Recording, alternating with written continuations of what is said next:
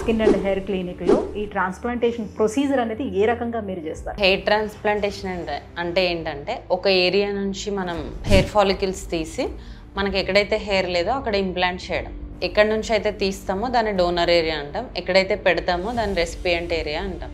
So అంటే ఇందులో ఏమైనా రకాలు ఉన్నాయా? హెయిర్ ట్రాన్స్ప్లాంటేషన్లోని ట్రీట్మెంట్స్లోని ఇంకా ఏమైనా రకాలు ఉన్నాయా? సో హెయిర్ ట్రాన్స్ప్లాంటేషన్లో మెయిన్గా ఎఫ్యూటీ మెథడ్స్ ఉంటాయి. ఎఫ్యూటీ అంటే ఏంటంటే మనం ఒక ఏరియా ఆఫ్ ద స్కాల్ప్ని కట్ చేసి ఇన్సిషన్ ఇచ్చేసి అక్కడ నుంచి ఒక ప్యాచ్ ఆఫ్ ద స్కిన్ తీసి దాని నుంచి గ్రాఫ్ట్స్ సపరేట్ చేసి ఇంప్లాంట్ చేయడం.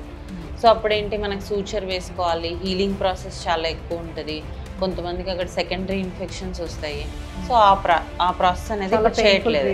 పెయిన్ఫుల్ అండ్ చాలా రోజులు పడుతుంది తగ్గడానికి.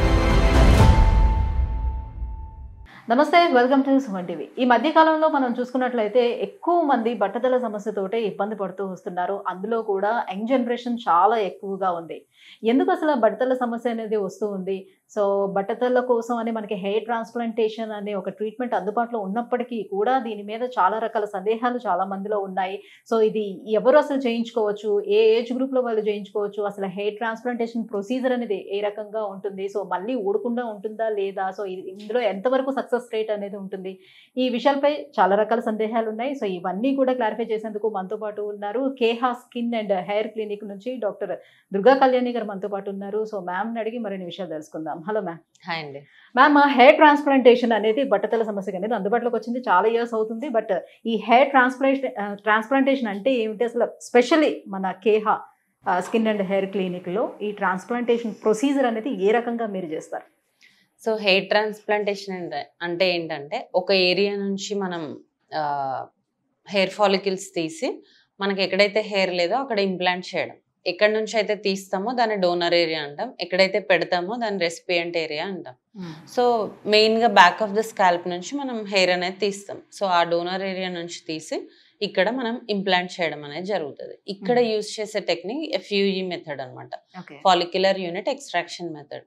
ఇందులో సింగిల్ గ్రాఫ్ట్ అనేది మనం తీసి, అంటే ఒక్కొక్క గ్రాఫ్ట్ తీసి ఒక్కొక్క గ్రాఫ్ట్ ఇంప్లాంట్ చేయడం జరుగుతుంది. సో దట్ హీలింగ్ ప్రాసెస్ అనేది చాలా ఫాస్ట్గా ఉంటుంది. సో అంటే ఇందులో ఏమైనా రకాలు ఉన్నాయా? హెయిర్ ట్రాన్స్ప్లాంటేషన్లోని ట్రీట్మెంట్స్లోని ఇంకా ఏమైనా రకాలు ఉన్నాయా? ఇంతకు ముందుతో పోల్చుకుంటే ఇప్పుడు ఎంత అడ్వాన్స్ అయ్యింది? సో హెయిర్ ట్రాన్స్ప్లాంటేషన్లో మెయిన్గా ఎఫ్యూటీ మెథడ్స్ ఉంటాయి. ఎఫ్యూటీ అంటే ఏంటంటే మనం ఒక ఏరియా ఆఫ్ ద స్కాల్ప్ని కట్ చేసి ఇన్సిషన్ ఇచ్చేసి అక్కడ నుంచి ఒక ప్యాచ్ ఆఫ్ ద స్కిన్ తీసి దాని నుంచి గ్రాఫ్ట్స్ సపరేట్ చేసి ఇంప్లాంట్ చేయడం. సో అప్పుడేంటి మనకు సూచర్ వేసుకోవాలి, హీలింగ్ ప్రాసెస్ చాలా ఎక్కువ ఉంటుంది, కొంతమందికి అక్కడ సెకండరీ ఇన్ఫెక్షన్స్ వస్తాయి. సో ఆ ప్రాసెస్ అనేది ఇప్పుడు చేయట్లేదు. పెయిన్ఫుల్ అండ్ చాలా రోజులు పడుతుంది తగ్గడానికి. ఇప్పుడు చేసే ఎఫ్యూఈ మెథడ్ ఏంటంటే చాలా సింపుల్గా అయిపోతుంది.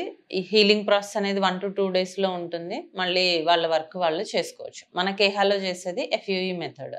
యా మ్యామ్, ఇంతకుముందు మనం చూసుకున్నట్లయితే వంశపారపర్యంగా ఉన్నప్పటికీ కూడా వాళ్ళకి ఒక 30 సంవత్సరాలు దాటిన తర్వాతే బట్టతల రావడం అనేది నెమ్మదిగా స్టార్ట్ అవుతూ ఉండేది. బట్ ఇప్పుడు వంశపారపర్యంగా లేకపోయినా కూడా ఈవెన్ 18 years దాటిన తర్వాత కూడా స్టార్ట్ అయిపోతూ ఉంది. మరి అంత చిన్న ఏజ్లో స్టార్ట్ అయ్యేటప్పుడు వాళ్ళు హెయిర్ ట్రాన్స్ప్లాంటేషన్ అనేది చేయించుకోవచ్చా? ఏజ్ గ్రూప్ ఏ ఏజ్ నుంచి ఏ ఏజ్ వరకు చేయించుకోవచ్చు అంటారు? 20 years ప్లస్ ఉన్న వాళ్ళు ఎవరైనా కూడా హెయిర్ ట్రాన్స్ప్లాంటేషన్ చేసుకోవచ్చు. సో ఇప్పుడు జెనెటికల్గా ఉండి ఎర్లీగా బట్టతలు వచ్చే వాళ్ళని ఎక్కువగా చూస్తున్నాం. అంటే 20 yearsకే వాళ్ళకి మొత్తం హెయిర్ అంతా పోతుంది అనమాట. అలాంటి కేసెస్ ఎక్కువగా ఉన్నాయి. అండ్ కొంతమంది బిఫోర్ మ్యారేజ్ అలా ఎక్కువగా వస్తూ ఉంటారు. ఓల్డ్ ఏజ్ వాళ్ళు కూడా వస్తున్నారు. ఇప్పుడు 50+, 60+ వాళ్ళు కూడా వచ్చి చేయించుకుంటున్నారు. సో 20 years నుంచి స్టార్ట్ చేసి ఏ ఏజ్ వాళ్ళైనా కూడా ఈ ట్రీట్మెంట్ అనేది చేసుకోవచ్చు. ఓకే. సో ట్రీట్మెంట్ అయిపోయిన తర్వాత వాళ్ళు ఎటువంటి ప్రికాషన్స్ తీసుకోవాలి? సో ప్రొసీజర్ అంతా అయిపోయిన తర్వాత వాళ్ళకు ఇన్ఫ్లమేషన్ కానీ, పెయిన్ కానీ, లేకపోతే అదర్ ఇన్ఫెక్షన్స్ కానీ ఏమైనా వచ్చే ఛాన్సెస్ ఎంతవరకు ఉంటుంది? సో ప్రొసీజర్ అయిపోయిన తర్వాత 1 week వరకు యాంటీబయాటిక్స్ ఇవ్వడం జరుగుతుంది, ఇన్ఫెక్షన్స్ ఫామ్ అవ్వకుండా అలాగా. అండ్ వాళ్ళకి ప్రాపర్గా మనం ఎలా క్లీన్ చేసుకోవాలి, ఎలా పడుకోవాలి, ఎలాంటి ఫుడ్ తీసుకోవాలి, ఇవన్నీ ప్రికాషన్స్ ఇవ్వడం జరుగుతుంది. జస్ట్ 2 to 3 days వాళ్ళు కొంచెం క్లెన్లీనెస్ మెయింటైన్ చేసుకుంటే ఆ లోపు హీల్ అయిపోతుంది, వాళ్ళ వర్క్కి వాళ్ళు వెళ్ళిపోవచ్చు.